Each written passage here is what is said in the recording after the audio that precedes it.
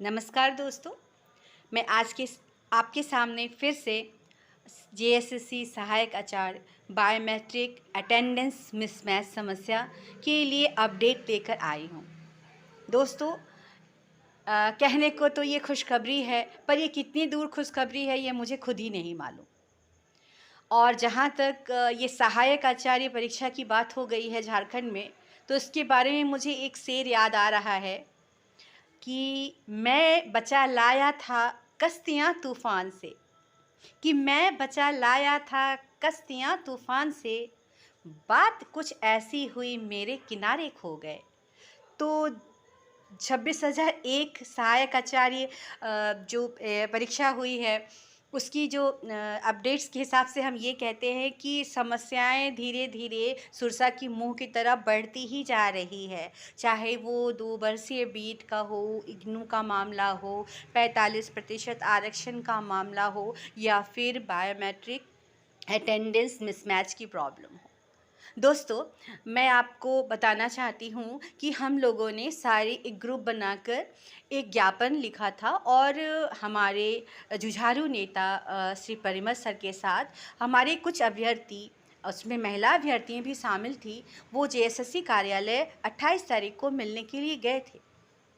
पर ये बड़ी दुखद बात ही मैं इसे कहूँगी कि बातचीत हुई भी जेएसएससी सचिव से, परिमल सर की सारी अभ्यर्थियों की बात हुई, पर उन्होंने एक बात कही।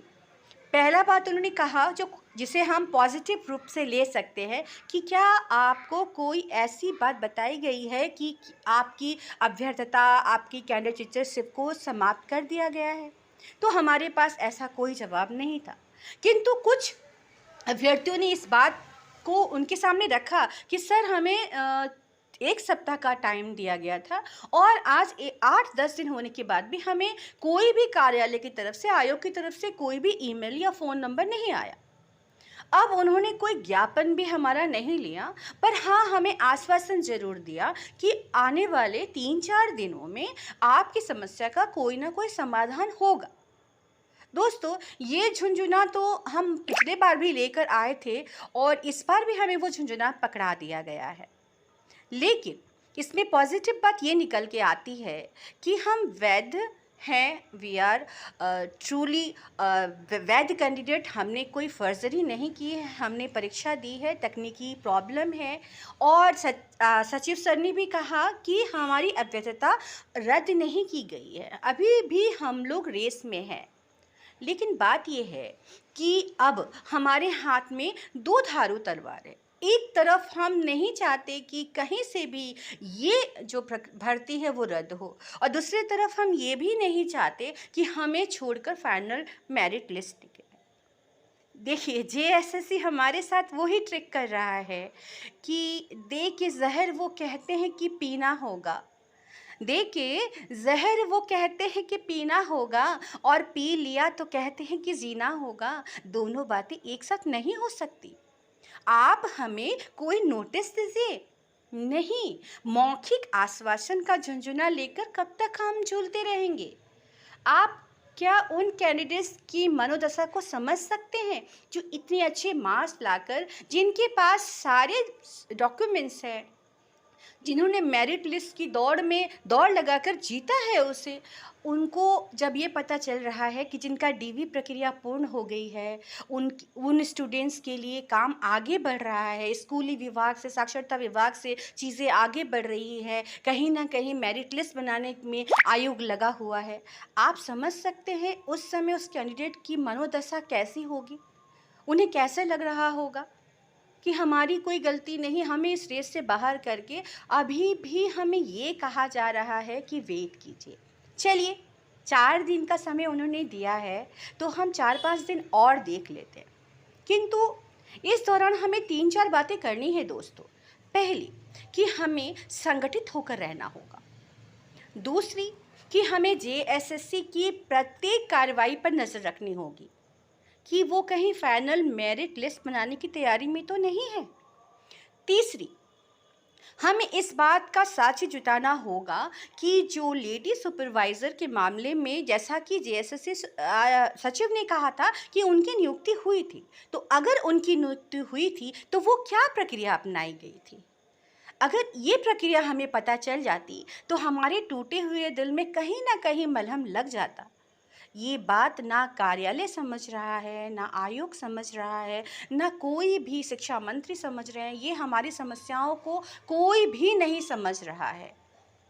बड़े दुख के साथ कहना पड़ता है कि जिनकी डीवी हो चुकी है, उनकी भी सहानुभूति हमारे साथ बिल्कुल नहीं है। ऐसी बात नहीं है दोस्तों, हम सभी साथ हैं, सभी ने साथ में परीक्षा दी है। तो अब इस मामले में हमें छोड़कर तो नहीं चाहिए आयोग को कि मेरिट लिस्ट निकाले। 4 दिन का समय चल रहा है। स्थिति ये है कि हम कभी मोबाइल में ईमेल चेक कर रहे हैं और कभी ये देख रहे हैं कि जेएसएससी अपना नेक्स्ट कदम क्या उठा रहा है।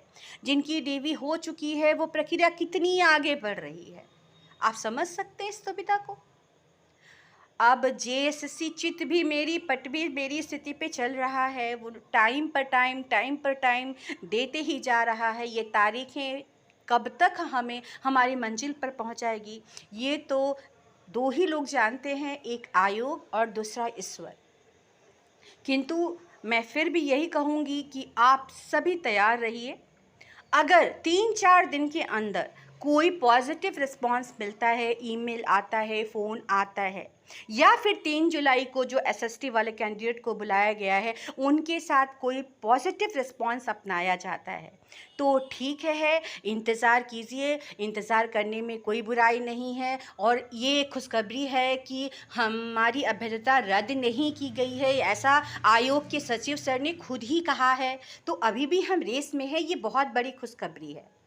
बट कब तक रहेंगे ये हम नहीं समझ पा रहे हैं। तो मेरी विनती बस यही है आयोग से और जो भी शिक्षा विभाग के जुड़े लोग हैं, शिक्षा मंत्री हैं, सारे लोगों से है कि अगर इस समस्या का कोई समाधान है तो हमें सही बता दीजिए। सचिव सर ने कहा कि ये एक लॉन्ग प्रोसेस है, टाइम लगेगा। दोस्तों वही तो हमारे पास नहीं है। एक बार मेरिट लिस्ट निकलने के बाद उस टाइम का हम क्या करेंगे दोस्तों?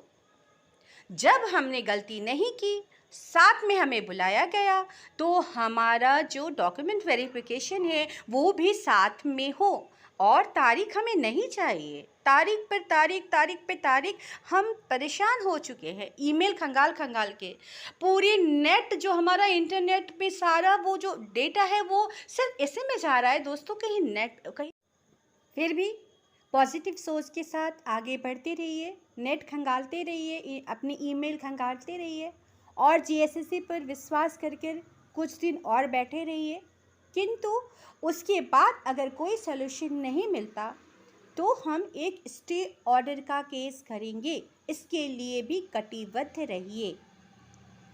इन्हीं शब्दों के साथ मैं अपनी वीडियो को ख़त्म करती हूँ।